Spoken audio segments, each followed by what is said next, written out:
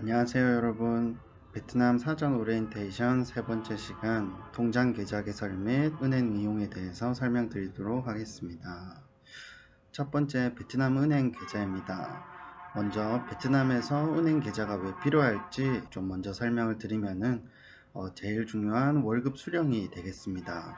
월급을 수령하실 때 회사마다 조금 다르겠지만 베트남 동으로 계좌 이체를 해주시는 회사가 있을 것이고, 대부분이 또 마찬가지지만 달러로 베트남에서는 월급을 지급하는 곳이 많습니다. 두 가지 계좌 다 개설하는데 큰 어려움은 없으니까 참고해 주시면 될 것 같고, 두 번째는 이제 베트남에서 은행 서비스나 계좌 이체, 그리고 예금이나 적금 등을 필요할 때 이제 베트남 은행 계좌가 필요하겠죠. 그래서 하나씩 말씀을 드리면, 이제 첫 번째로 계좌 이체, 그리고 베트남에서는 아직은 카드 사용보다는 QR코드를 활용해서 이체를 하는 경우가 많습니다. 그럴 경우에선 베트남 계좌가 꼭 필요하고요. 그 다음에 이제 받으신 월급을 사용하실 때 체크카드나 또 신용카드 발급이 가능하니까 그러한 점도 참고를 해주시면 될 것 같고, 그 다음에 이제 예금이나 적금, 그리고 베트남 투식을 하실 때도 이제 베트남 은행 계좌가 필요하겠습니다. 마지막으로 이제 어플리케이션 등을 활용해서 그랩이라든지 쇼핑몰, 그리고 배달 음식을 주문을 하실 때 그때도 이제 베트남 은행 계좌가 필요하니까 참고해 주시면 되겠습니다. 다음은 베트남 은행 현황에 대해서 설명드리겠습니다. 베트남에서 은행을 이용을 하실 때 크게 두 가지 경우로 나눠져 있다고 봐주시면 되겠습니다. 첫 번째는 한국은행입니다. 한국은행은 한국에도 있는 이제 은행들이 베트남에 이제 법인을 설립한 경우라고 봐주시면 되겠습니다. 대표적으로는 신한은행과 우리은행이 있습니다. 그리고 이제 국민농협, 하나은행 등이 있지만 한국 분들이 가장 많이 이용하시는 은행은 신한은행이 되겠고요. 한국은행을 이용하실 때 편리한 점은 한국어 어플 지원이 된다는 점, 그리고 은행을 실제로 방문하셨을 때 창구에 한국어나 영어가 가능한 직원들이 항상 있습니다. 그래서 업무를 보실 때 조금 더 편리하게 이용이 가능하다는 점이 있고, 그리고 이제 베트남에 있다 보니까 아무래도 조금 금융 쪽으로는 아직 서비스나 이런 부분이 발전하지 않은 부분이 있습니다. 그래도 이러한 한국은행 같은 경우에서는 프로세스 자체가 한국은행을 가져온 거기 때문에 그래도 조금 더 편리하게 이용을 하실 수 있다는 점이 장점인 것 같습니다. 하지만 주의하실 게 베트남의 신한은행이 있더라도 한국의 신한은행과는 별도의 법인이므로 따로 연동이 되거나 그러지는 않는 점 참고해 주시면 좋을 것 같습니다. 그리고 두 번째는 베트남은행입니다. 크게 4대 국영은행이 있다고 봐주시면 되는데, 첫 번째는 비에콤뱅크, 두 번째는 BIDB, 세 번째는 아그리뱅크, 그리고 마지막으로 비에틴뱅크가 가장 큰 은행이라고 봐주시면 되겠습니다. 실제로 한국 분들이 이러한 은행을 이용하시는 경우는 제가 잘 보지는 못했었는데, 만약에 이용을 하신다면 장점은 한국은행보다는 높은 이자가 있다고 봐주시면 될 것 같고, 그리고 많은 은행 지점이 보유하고 있어서 어디서든지 은행을 방문하고 ATM도 훨씬 많다는 점이 장점이 되겠습니다. 다음은 계좌 개설에 대해서 설명드리도록 하겠습니다. 한국은행에서 계좌 개설을 하는 데는 크게 어려운 점은 없습니다. 단지 필요한 서류만 챙겨가시면 되고, 가지고 가실 때 여권, 거주증 또는 비자, 그리고 현지 핸드폰 번호, 마지막으로 계좌 개설 신청 서류가 되겠습니다. 신청 서류 같은 경우에서는 은행에서 작성을 하니 따로 준비해서 가실 사항은 없고, 여기서 주목해야 될 점은 거주증이나 비자가 되겠습니다. 거주증 같은 경우에서는 취직 이후에 노동비자가 발급되고 그 뒤에 거주증이 나오므로 실질적으로 계좌 개설을 하려면은 취직 이후에 가능한 점 참고해 주시면 될 것 같습니다.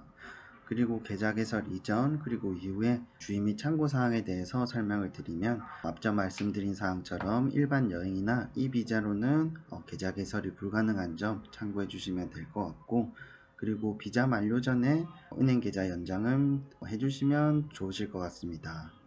비자가 만료된다고 하더라도 계좌가 동결되는 것은 아니나 새로 재갱신을 하는데 조금 불필요한 서류 제출이나 확인이 필요할 수 있으므로 이 부분은 미리 챙겨주시면 좋으실 것 같고, 외국인은 1일 1억 동 이하의 현금만 입금이 가능합니다. 실질적으로 현금을 많이 들고 다니는 경우는 없으므로 그냥 참고만 해주시면 될 것 같고, 달러 같은 경우에서는 은행에 입금을 하실 때 증빙 서류가 또 필요합니다. 만약에 해당 달러가 급여에서 나온 것이라면 급여 증명서를 제출하시면 입금하시는데 무리가 없을 것 같습니다.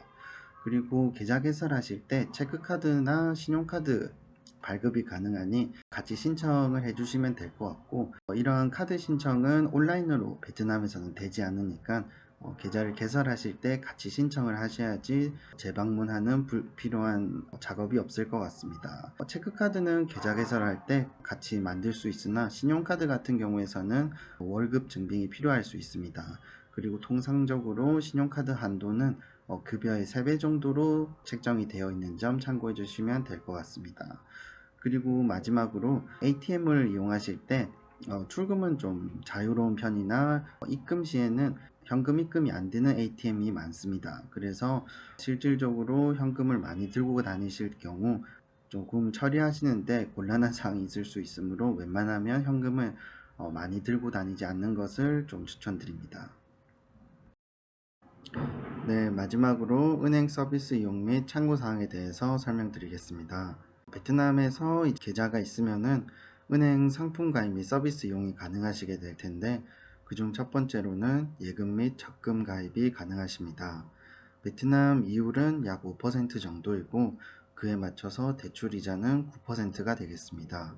한국 대비해서 대출 이자가 굉장히 높으나 실질적으로 한국 분들께서 베트남 은행에서 대출을 하기가 쉽지 않기 때문에 참고만 해주시면 좋을 것 같습니다.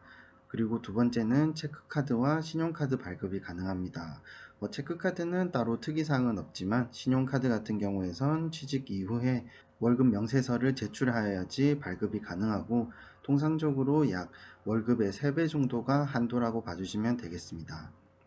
그리고 마지막으로 이제 베트남 은행 계좌가 있으면은 베트남 주식 계좌도 개설이 가능합니다. 베트남 주식 계좌 같은 경우에선 신청할 때 꽤 까다로운 절차가 있으므로 이 부분은 은행이랑 한번 상담을 해보시면 좋을 것 같습니다. 그리고 두 번째는 송금 및 환전 관련해서 설명을 드리겠습니다. 송금 같은 경우에서는 한국과 똑같이 은행 어플리케이션으로 이체를 진행해 주시면 되는데, 다만 요즘에는 한국은 카카오나 토스 같은 어플리케이션으로 이체를 간소화할 수 있지만 베트남은 아직 그러한 어플리케이션이 없으므로 좀 불편하지만 은행 앱을 계속 이용하셔야 되는 점 참고해 주시고, 그리고 많은 분들이 이제 월급을 지급받을 때 한국 회사 같은 경우에 달러로 많이 지급하고 있습니다. 그럴 경우에선 달러 계좌에서 베트남 계좌로 이체를 하면은 바로 이제 환전이 돼서 수령이 가능하니 이 부분은 참고해 주시면 되겠습니다. 마지막으로 계좌 이체와 삼성페이 관련해서 설명을 드리겠습니다. 베트남은 아직 현금 사용률이 굉장히 높기 때문에 식당이나 이제 가게에 가서 카드 리더기가 없는 경우가 많이 있습니다. 그럴 경우 계좌 이체를 이제 요청을 하는데, 보통 이제 불편하게 계좌를 다 치는 것이 아닌 가게에 보시면 QR 코드가 하나 있을 겁니다. 그거를 찍으면은 자동으로 계좌번호가 나오고 거기에 이제 금액만 입력해서 보내면 돼서 그렇게 불편하진 않습니다. 그리고 두 번째로 한국에선 대부분 삼성페이나 애플페이를 사용하시고 계시는데, 삼성에도 1년, 2년 전부터 삼성페이와 애플페이를 지원하기 시작했습니다. 다만 아직 이 기능은 아직 카드 리더기도 많이 없는 상황이어서 이런 삼성페이 같은 경우에서는 아직 대중화가 되어 있지 않고, 특히 한국 삼성 핸드폰 경우에선 제가 알기로는 이제 베트남 핸드폰과 한국 핸드폰의 통신 방법이 조금 다른 걸로 알고 있습니다. 그래서 한국 삼성 핸드폰으로 삼성페이가 되지 않고, 만약에 이용을 하고 싶으시다면은 삼성 핸드폰을 베트남에서 구매하셔야지만 이제 이용이 가능한 서비스가 되겠습니다. 그래서 베트남에서는 항상 핸드폰과 카드를 소지하시고 다녀야 되고, 현금이 있으면 가장 좋을 것 같습니다. 네, 이것으로 세 번째 장 통장 개설 및 은행 이용에 관해서 이제 오리엔테이션을 마치도록 하겠습니다. 감사합니다.